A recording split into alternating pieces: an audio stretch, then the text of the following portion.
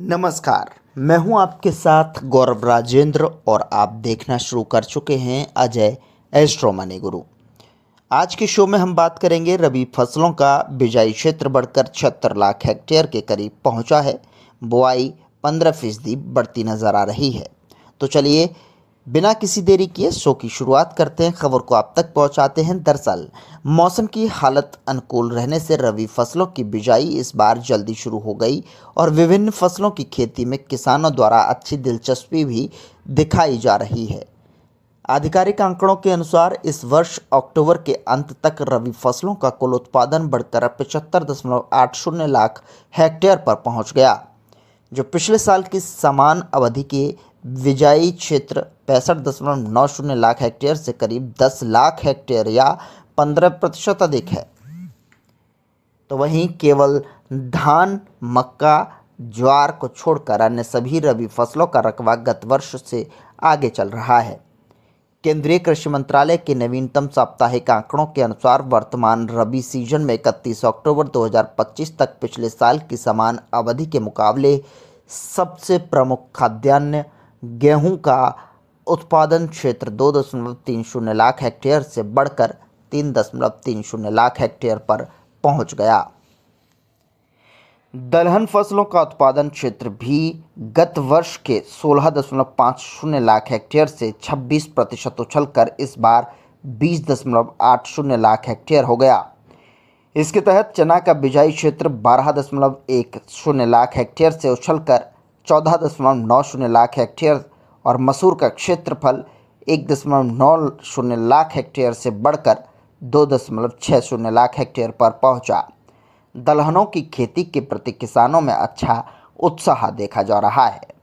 जहां तक तिलहन फसलों का सवाल है तो इस बार किसानों का ध्यान मुख्यतः सरसों पर केंद्रित है। इसका उत्पादन क्षेत्र पिछले साल के 37.40 लाख हेक्टेयर से उछलकर इस बार 41.70 लाख हेक्टेयर पर पहुंच गया, जिससे तिलहन फसलों का कुल रकबा भी 13% की वृद्धि के साथ 42.30 लाख हेक्टेयर हो गया है। मोटे अनाजों के संवर्ग में गत वर्ष के मुकाबले चालू रबी सीजन के दौरान मक्का का उत्पादन क्षेत्र 2.20 लाख हेक्टेयर से गिरकर 2.10 लाख हेक्टेयर, ज्वार का बिजाई क्षेत्र 2.80 लाख हेक्टेयर से फिसलकर 2.70 लाख हेक्टेयर रह गया। धान का क्षेत्रफल 4.50 लाख हेक्टेयर से घटकर इस बार 3.70 लाख हेक्टेयर पर अटक गया।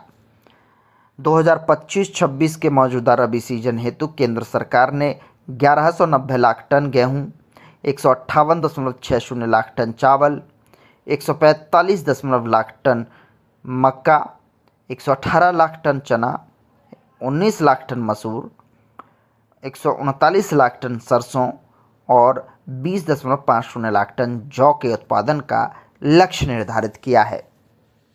जानकारों के अनुसार अच्छे मौसम के कारण इस बार फसलों की पैदावार अच्छी रहने की उम्मीद है।